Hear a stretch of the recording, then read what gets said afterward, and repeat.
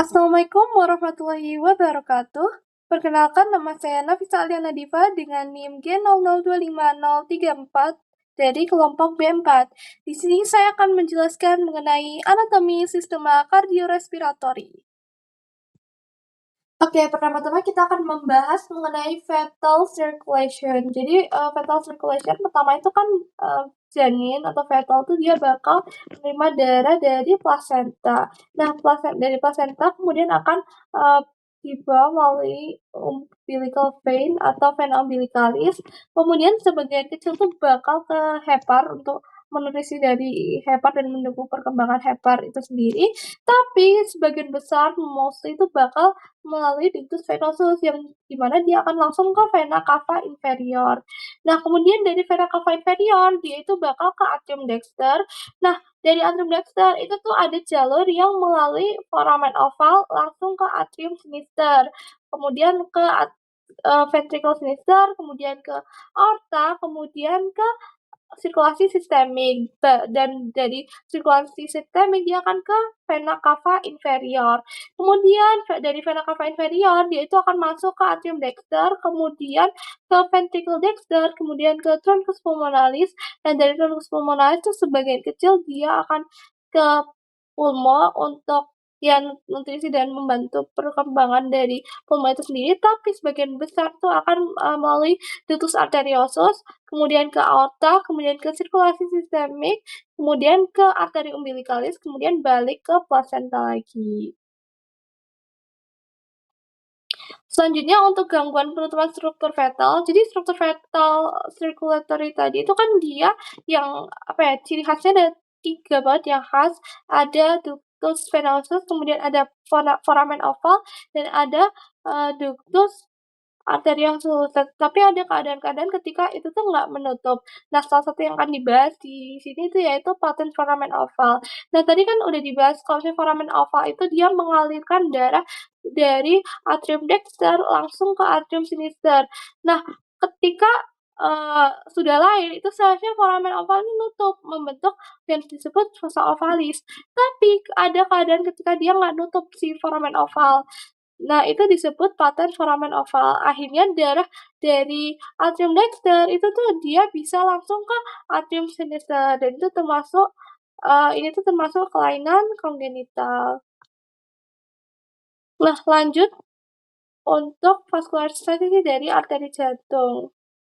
Nah, untuk vaskularisasi dari arteri jantung, dia itu jantung sendiri itu dia dapat nutrisi itu nggak langsung menyerap gitu dari darah-darah yang ada di dalam jantung, tapi dia itu diberikan nutrisi oleh pembuluh darah yang ada di sekitarnya. Nah, jadi kan dari aorta, untuk aorta ascendens dulu, itu dia langsung bercabang menjadi arteri koroner dextra dan juga arteri koroner sinistra.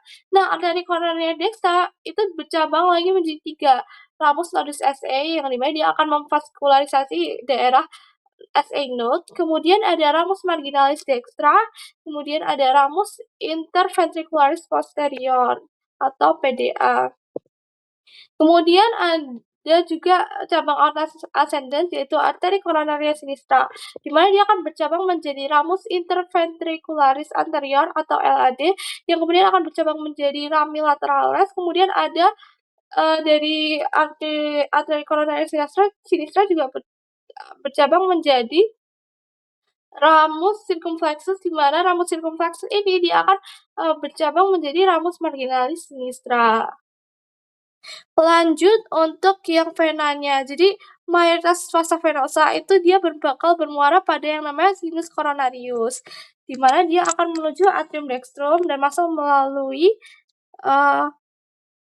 ostium sinus coronarius.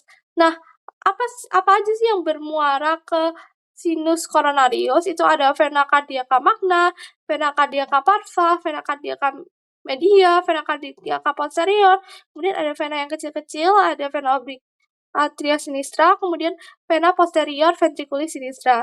Sedangkan yang ada juga vena caudis minime yang bermuara itu langsung ke atrium dextrum melalui foramina venarum cavarum. Oke, selanjutnya kita akan membahas mengenai sinus-sinus paranasal. Nah, pertama kita bahas dulu apa itu sinus paranasal. Jadi, sinus paranasal itu dia adalah kumpulan rongga yang terdapat dalam tulang kraniofasial, di mana dia itu berhubungan dengan kavum-nasi melalui ostium.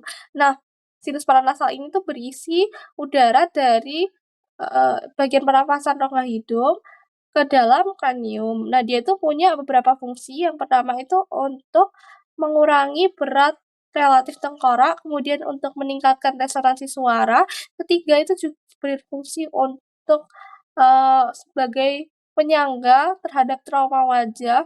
Kemudian yaitu juga untuk melembabkan dan menghangatkan udara yang masuk ke rongga hidung pada saat inspirasi. Kemudian yaitu juga untuk sistem perlindungan tubuh gitu. Nah, sinus-sinus sinus-sinus paranasal itu pertama ada sinus frontalis, sesuai namanya dia ada di os frontal, kemudian ada sinus ethmoidalis di os ethmoidal, di mana dia ada selula ethmoidalis anterior, ada selula ethmoidalis posterior, kemudian ada sinus maxillaris yang ada di os maxilla, dan terakhir ada sinus sphenoidalis yang ada di os sphenoid. Lanjut. Kita akan bahas meatus nasi dan sinus-sinus yang bermuara di dalamnya. Pertama, ada recessus sphenoethmoidalis, di mana dia itu bermuara sinus sphenoidalis. Kemudian ada meatus nasi superior, di mana dia bermuara selula ethmoidalis posterior. Kemudian ada meatus nasi media, dia itu ada beberapa struktur penting. Yang pertama yang berbentuk kubah itu disebut bula ethmoidalis, di mana dia bermuara selula ethmoidalis media. Kemudian struktur yang melengkung itu dia disebut hiatus semilunaris, di mana dia bermuara sinus maxillaris. Kemudian ujung anterior dari hiatus semilunaris ada struktur yang disebut infundibulum ethmoidalis, di mana dia bermuara sinus frontalis dan juga selula ethmoidalis anterior. Nah, kemudian dia tuh ada struktur khas lain yaitu processus inclinatus, dia itu adalah batas bawah dari hiatus semilunaris. Kemudian ada meatus nasi inferior, di mana dia itu bermuara ductus nasolacrimalis. Sebenarnya tadi kan udah bahas mengenai sinus-sinus paranasal. Nah, jadi ada yang namanya peradangan pada sinus yaitu disebut sinusitis. Nah, sinusitis ini tuh dia sering terjadi di sinus maxillaris. Kenapa? Jadi pertama itu karena letak ostiumnya itu dia kan kalau misalnya kalian lihat di sinus maxillaris itu dia kan kayak naik gini ya. Nah, jadi dia itu kan letak ostiumnya itu ada di atas bagian media gitu. Jadi kayak kalau misalnya ada lendir yang masuk ke sinus maxillaris, itu kan dia kalau misalnya buat keluar, itu kan susah ya. Karena dia kayak harus melawan gravitasi dulu, karena kan dia lubangnya ada di atas. Jadi kayak rawan banget terjadi infeksi gitu. Kemudian selanjutnya dia tuh juga kan yang paling gede gitu ya. Jadi kalau misalnya dia itu kayak nampungnya kan akhirnya gede gitu. Jadi misal ada lendir gitu kayak dia tuh bisa menampung gede, akhirnya tuh dia rawan banget terjadi sinusitis gitu. Oke, terima kasih. Semoga bermanfaat. Yeay. Wassalamualaikum warahmatullahi wabarakatuh.